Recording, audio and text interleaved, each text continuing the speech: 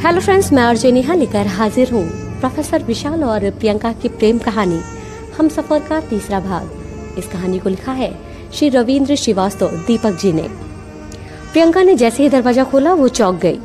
इतनी सुबह सुबह हाथ में बुके लेकर स्वयं प्रोफेसर विशाल खड़े थे।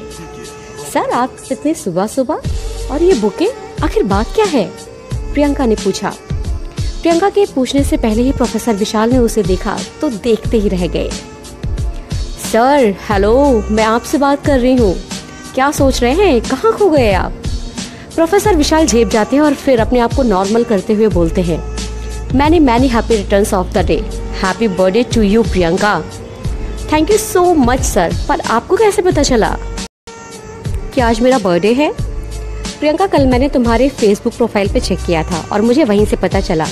मैं नहीं चाहता था कि मुझसे पहले कोई तुम्हें विश कर दे, इसीलिए मैं इतनी सुबह सुबह चलाया। और कॉलेज तो आना ही है ना? प्रोफेसर विशाल ने पूछा। यस सर, जरूर आऊंगी, प्रियंका ने कहा। प्रोफेसर विशाल के जाने के बाद प्रियंका सोचने लगी कि आखिर बात क्या है जो प्रोफेसर विशाल इतना करीब आने की सोच रहे हैं। वो इसी सोच में थी कि तभी, ओहो, ये गुलाब इतनी सुबह सुबह किसने दिया? हमें तो नहीं देता कोई। क्या बात है, आखिर चल क्या रहा है? हमें भी तो बताओ। प्रिया और सुमन दोनों ने मजाक में प्रियंका से पूछा।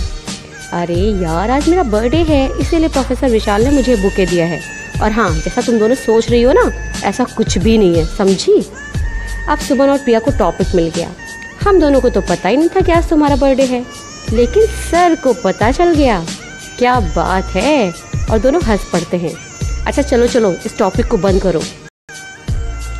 आज कॉलेज का एनुअल फंक्शन भी तो है और परफॉर्म भी करना है। चलो जल्दी करो, प्रियंका ने कहा। कॉलेज में परफॉर्मेंस को परखने के लिए जूरी बनाई गई, जिसमें प्रोफेसर विशाल भी शामिल हैं। सारे स्टूडेंट्स ने बारी बारी से अपना परफॉर्मेंस दिया। अब बारी आई सुमन की, जिसे स्पीच देनी थी। मगर प्रोफेसर विशाल को तो जैसे बस प्रियंका की ही परफॉर्मेंस का इंतजार था। सुमन की परफॉर्मेंस के बाद बारी आई प्रियंका की। प्रियंका ने सबके लिए गीत प्रस्तुत किया। सभी उसकी आवाज में खो से गए। सभी को उसका गाया हुआ गीत बहुत ही पसंद आया। प्रियंका के बाद बारी आई प्रिया की, जिसे डांस करना था। प्रिया के डांस ने सबका मन मोह लिया, पर प्रोफेसर विशाल का तो मन बस प्रियंका में ही अटका था। वो उसकी सिंगिंग के कायल हो गए थे। अब बारी थी प्राइज की। ज्यूरी के निर्णय के अनुसार फर्स्ट प्राइज गया प्रियंका को बेस्ट सिंगिंग के लिए, सेकेंड प्राइज प्रिया को डांस के लिए और थर्ड प्राइज सुमन को स्पीच के लिए। प्रियंका को प्राइज देने के लिए खुद प्रोफेसर विशाल सामने आए और साथ में उन्होंने फोटो भी ली। एक दिन प्रियंका की मोबाइल की घंटी बजती है। हेलो, कौन? मैं प्रोफेसर विशाल, मुझे तुमसे कुछ ज़रूरी बात करनी है। क्या तुम थोड़ा समय दोगी? मैं कॉलेज के पीछे वाली बिल्डिंग में तुम्हारा इंतजार कर रहा हूँ। इससे पहले कि प्रियंका कुछ कह पाती, प्रोफेसर विशाल ने फ़ोन काट दिया। प्रियंका सोच में पड़ गई कि जाऊँ या नहीं। फिर बहुत सोचने के बाद उसने निर्णय लिया और तैयार होकर वहाँ पहुँच गई। सर, आपने मुझे यहाँ क्यों बुलाया है? कोई ज़रूरी काम है क्या? प्रियंका ने पूछा। प्रियंका, तुम तो जानती हो कि मैं सिंगल हूँ, मैंने अभी तक शादी नहीं की। पारिवारिक जिम्मेदारियों का बोझ भी इतना था कि मैं शादी पर ध्यान नहीं दे पाया। घर में मेरी माँ है और मैं उसे वो सुख नहीं दे पा रहा हूँ जो उन्हें मिलना चाहिए। मुझे तुम अच्छी लगती हो, इसलिए मैं तुम्हें कल एक सरप्राइज़ देने वाला हूँ।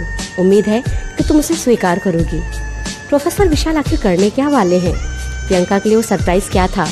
जो बात उन्हें कहनी थी उन्होंने अकेले में क्यों नहीं बताई? इन सारे सवालों के जवाब हमारी अगली कड़ी में।